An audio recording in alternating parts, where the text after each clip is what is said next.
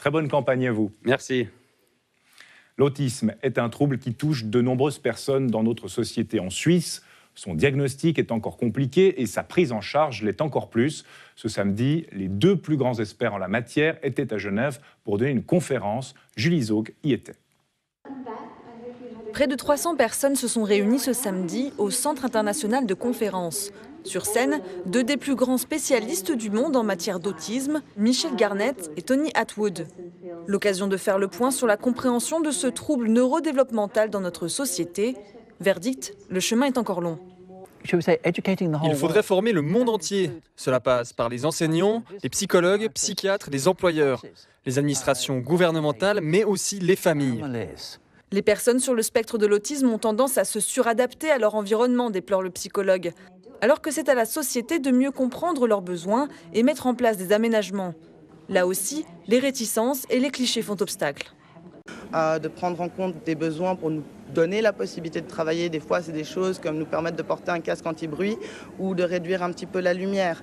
Et des fois, rien que ça, c'est pas possible parce que l'entreprise va estimer que ça va mettre un mauvais jugement ou donner une image d'eux. Et malheureusement, nous, ça nous limite énormément. Diagnostiquée sur le tard à 34 ans, la jeune femme regrette le validisme très présent dans notre environnement.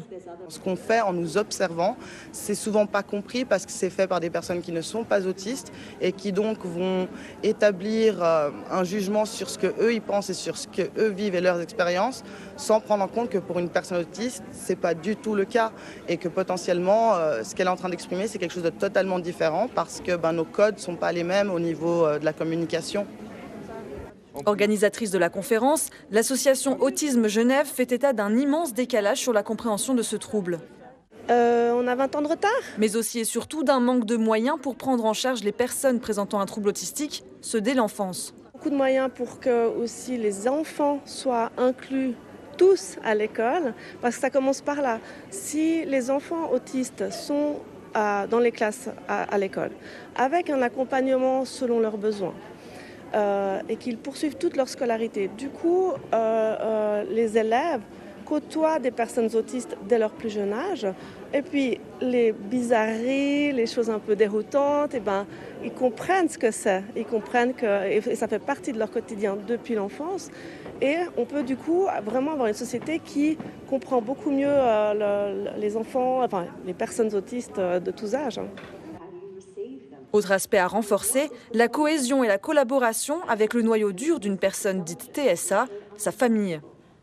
Il est vraiment grand temps que les professionnels nous prennent comme des partenaires parce que nous comprenons et nous savons ce qui fonctionne pour nos enfants.